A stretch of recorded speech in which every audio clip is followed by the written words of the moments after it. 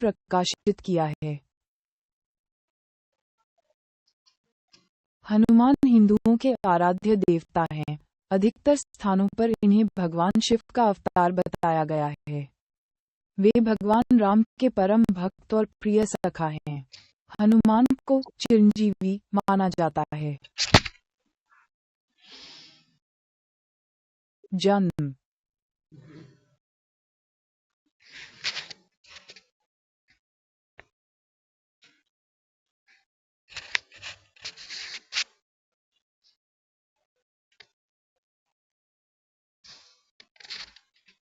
हनुमान वानरों के राजा केसरी और उनकी पत्नी अंजना के 6 पुत्रों में सबसे बड़े और पहले पुत्र हैं।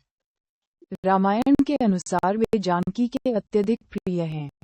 इस धरा पर 8 चिरंजीवी हैं, उनमें से 7 को अमरत्व का वरदान प्राप्त है। उनमें बजरंगबली भी हैं तथा एक को श्राप के कारण अमरत्व मिला। हनुमान जी का अवतार भगवान राम की सहायता के लिए हुआ। हनुमान जी के पराक्रम की असंख्य गाथाएं प्रचलित हैं। इन्होंने जिस तरह से ज्योतिषियों के सटीक गणना के अनुसार हनुमान जी का जन्म 85,58,112 वर्ष पहले त्रेतायुग के अंतिम चरण में चैत्र पूर्णिमा को मंगलवार के दिन चित्रा नक्षत्र व मेष लग्न के योग में सुबह 6:03 बजे भारत देश में आज के हरियाणा राज्य के कैथल जिले में हुआ था, जिसे पहले कपिस्थल कहा जाता था। इन्हें बजरंगबली के रूप में जाना जाता है क्योंकि इनका शरीर एक वज्र की तरह है। वे पवन पुत्र के रूप में जाने जाते हैं। वायु अथवा पवन ने हनुमान को पालने में महत्वपूर्ण भूमिका निभाई थी। मारुत का अर्थ हवा है। नंदन का अर्थ बेटा है।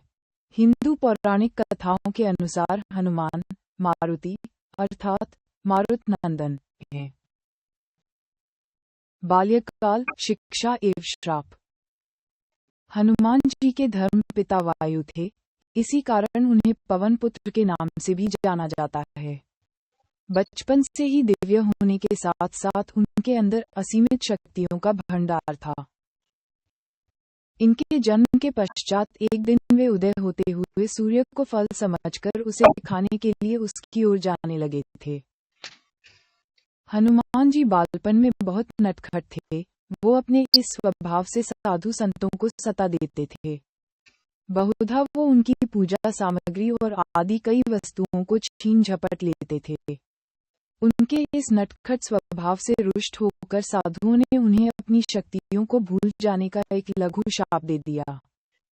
इस शाप के प्रभाव से हनुमान अपनी सब शक्तियों को अस्थायी रूप से भूल जाते थे और पुनः किसी अन्य के स्मरण कराने पर ही उन्हें अपनी असीमित शक्तियों का स्मरण होता था।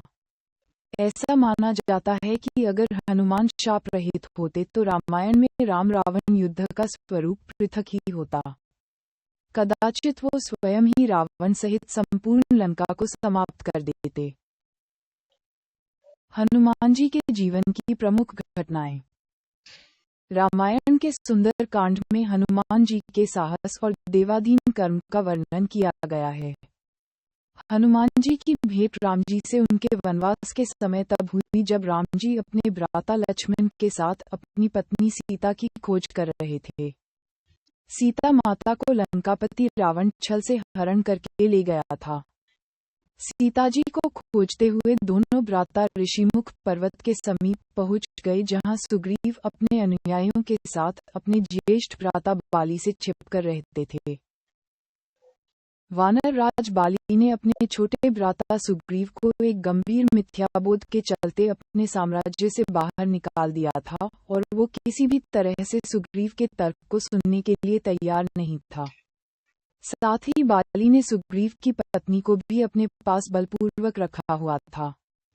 राम और लक्ष्मण को आता देख सुग्रीव ने हनुमान को उनका परिचय जानने के लिए भेजा। हनुमान एक ब्राह्मण के वेश में उनके समीप गए। हनुमान के मुख से प्रथम शब्द सुनते ही श्रीराम ने लक्ष्मण से कहा कि कोई भी बिना वेद पुराण को जाने ऐसा नहीं बोल सकता जैसा इस ब्राह्मण ने बोला। राम जी को उस ब्राह्मण के मुख, नेत्र, माथा, भौं या अन्य किसी भी शारीरिक संरचना से कुछ भी मिथ्या प्रतीत नहीं हुआ। राम जी ने लक्ष्मण से कहा कि इस ब्राह्मण के मंत्रमुग्ध उच्चारण को सुनके तो शत्रु भी अस्त्र त्याग देगा। उन्होंने ब्राह्मण की ओर प्रशंसा करते हुए कहा कि वो नरेश निसंकोच ही सफल होगा जिसके पास ऐसा गुप्तचर होगा। श्रीराम के मुख से इन सब बातों को सुनकर हनुमान जी ने अपना वास्तविक रूप धारण किया और श्रीराम के चरणों में नतमस्तक हो गए। श्रीराम ने उन्हें उठाकर अपने हृदय से लगा लिया। उसी दिन एक भक्त और भगवान का हनुमान और प्रभु राम के रूप में अटूट और अनश्वर मिलन हुआ। तत्पश्चात हनुमान ने श्रीराम और सुग्रीव की मित्रता करवाई। इसके पश्चात ही श्रीराम ने बाली को मारकर सुग्रीव को उनका सम्मान और गौरव वापस दिलाया और लंका युद्ध में सुग्रीव ने अपनी वानर सेना के साथ श्रीराम का सहयोग दिया। सीता माता की खोज में वानरों का एक दल दक्षिण तट पे पहुंच गया, मगर इतने विशाल सागर को लांघने का साहस किसी में भी नहीं था। स्वयं हनुमान भी बहुत चिंतित थे कि कैसे इस समस्या का समाधान निकाला जाए।